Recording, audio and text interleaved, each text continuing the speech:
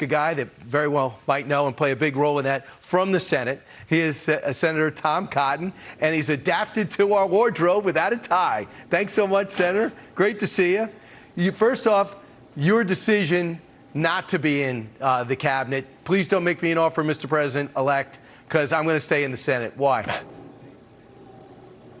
Well, Brian, I'm very excited about the victory that President Trump had on Tuesday night and the Republicans had in the Senate and House as well. We have a lot of critical issues to work on, not just national security and foreign policy, but also tax cuts, getting control of our border, beginning deportation of violent, illegal immigrants, working to unleash American energy. These are all issues that really excite me, that matter a lot to the people of Arkansas, and I want to work with them, work on them with President Trump and Republican senators to help advance that agenda for the American people. So flattered to be considered by President Trump over the years, but also very excited to be in the Senate representing the people of Arkansas, working with my fellow Republicans for a better country.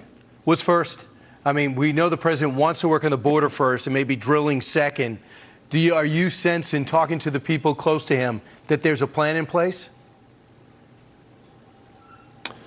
Oh, yeah, Brian, you can just look at what the president proposed during the campaign, what our great candidates like Jim Justice, Dave McCormick, Tim Sheehy, Bernie Moreno campaigned on to get elected as new senators-elect. There are things the president can do immediately with executive action, like helping secure the border or opening up more drilling on federal lands to produce more energy, things that will require legislation over the long term next year. We'll obviously want to extend the Trump tax cuts and improve them even more, provide funding for the border wall, help crack down on abuse of our immigration laws, pass laws that are going to build upon the president's day one actions to unleash more oil and gas production, because energy costs are one of the #1 drivers for inflation. We need to rebuild our military, to invest more in cutting edge technologies, get our troops focused back on the basics of fighting and winning wars, not social engineering. So there's a lot of things the president I expect will do in the very first days of his administration. Of course, I'll support those. And then in the medium and longer term next year, we'll focus on legislation to help advance and cement those early gains. So Senator, I expected you to be with the former president, and now he's president-elect. I was surprised to see Tulsi Gabbard, RFK Jr., and Joe Rogan, Dana White, of course, but Joe Rogan joined late and become sold on it. I want you to hear what his advice is from his podcast to President Trump. We got a real chance to make real change. This is like one of the first times ever where there's a real chance to make real, tangible change that's going to be for the good of everybody. Yeah, and he's got to unite people.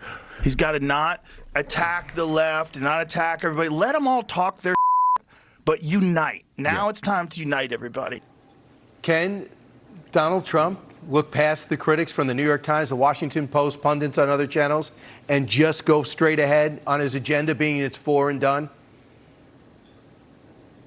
Yeah, Brian, I agree with Joe Rogan. Right now is a time for unity in our country. President Trump was very gracious and magnanimous in his victory speech on Tuesday night. He's focused on solving the problems that this country has, and the people who came behind President Trump in this campaign, to include all those people who voted for Republican, probably for the first time in their lives. If you look at, say, Latino counties in South Texas, or the inroads that President Trump made with minority voters and female voters, they want solutions. They want prices down. They want our border secure.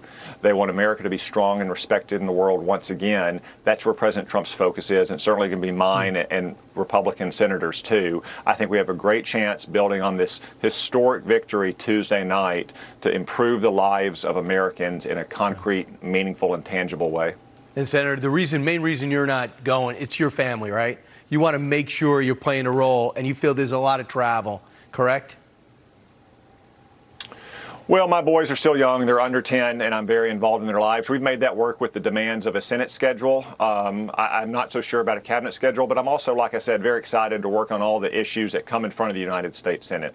When you're in a cabinet position, you have one narrow set of issues. You spend all your time on it. Those are very important, whether you're the Secretary of Defense or Secretary of Treasury or Secretary of Education. In the Senate, the whole array of issues that the American people face, we'll be working on next year for the people of Arkansas and the entire country. I'm very excited about all of those opportunities. All right, he is Senator Tom Cotton. It's always great to talk to you. I know you'll be fighting it out over the next 4 years, or for you, 4 years left. Meanwhile, thanks so much, Senator. Straight